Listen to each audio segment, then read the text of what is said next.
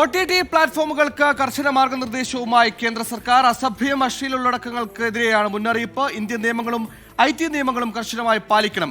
രൺവീർ അലഹബാദിയുടെ അശ്ലീല പരാമർശങ്ങളുടെ പശ്ചാത്തലത്തിലാണ് നടപടി. ബൽറാം നെടുങ്ങാടി ഡൽഹിയിൽ നിന്ന് വിശദാംശങ്ങളുമായി ചേരുന്നു. ബൽറാം, എന്താണ് വിവരങ്ങൾ?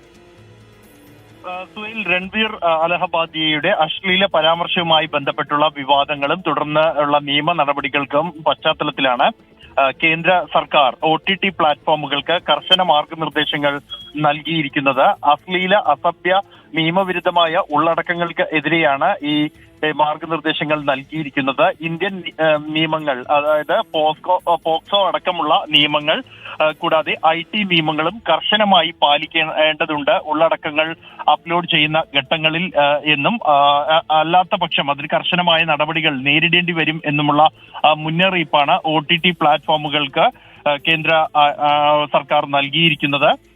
ഈ രൺവീർ അലഹബാദിയുടെ അശ്ലീല പരാമർശങ്ങളെ തുടർന്ന് ഈ സമൂഹ മാധ്യമങ്ങളിൽ അടക്കമുള്ള ഇത്തരത്തിലുള്ള പരാമർശങ്ങൾ, അതിന്റെ ഉള്ളടക്കങ്ങൾ എന്നിവയുമായി ബന്ധപ്പെട്ട് വ്യാപകമായ വിമർശനങ്ങൾ ഉയർന്നിരുന്നു.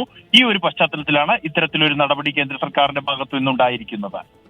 ശ്രീ രൺവീറിന്റെ ഉള്ളടക്കത്തെ കടുത്ത ഭാഷയിലാണ് സുപ്രീം കോടതി വിമർശിച്ചിരുന്നത്. ഇതിന് പിന്നാലെയാണ് ഇത്തരം കണ്ടന്റുകളെ കേന്ദ്രീകരിച്ച് വിശാലമായ അന്വേഷണം, പരിശോധന നടത്താൻ കേന്ദ്രം തീരുമാനിക്കുന്നത്.